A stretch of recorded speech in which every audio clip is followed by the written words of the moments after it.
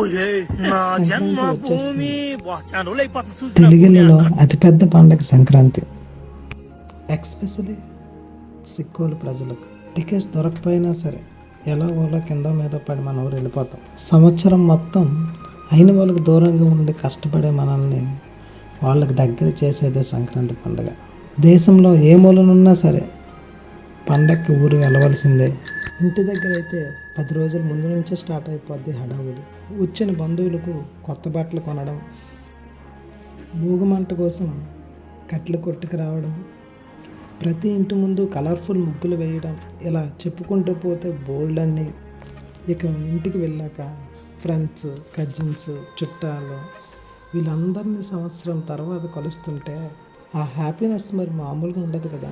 ఊరంతా ఎక్కడ చూసినా గుబ్బమ్మలు, ముగ్గులు, పువ్వులతో డెకరేట్ చేసిన ఇల్లు, లంగావాణి అమ్మాయిలు, గంగిరెద్దుల విన్యాసాలు, హరిదాసుల పాటలు, గాలిపటాలు, కొత్త సినిమా రిలీజులు, క్రికెట్ టోర్నమెంట్లు, హబ్బా బోల్డన్ని.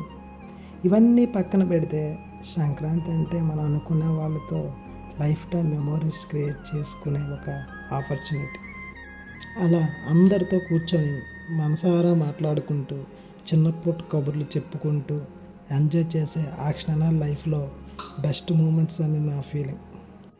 కాబట్టి మనకి 9 రోజులే ఉంది పండగకి. మీరు త్వరగా తిరిగి మన ఇళ్ళల్లోకి వస్తే మన పల్లెటూరు పండుగ సందడి చేసుకుందాం. ఏంటి మర్చిపోవద్దు, త్వరగా రండి. మరి ఈ పేజీని ఫాలో అవ్వండి. పండగ పూట ప్రతి ఒక్క జ్ఞాపకాన్ని ప్రతి సంవత్సరం లాగానే ఈ సంవత్సరం కూడా ఎన్నో మధురమైన జ్ఞాపకాలను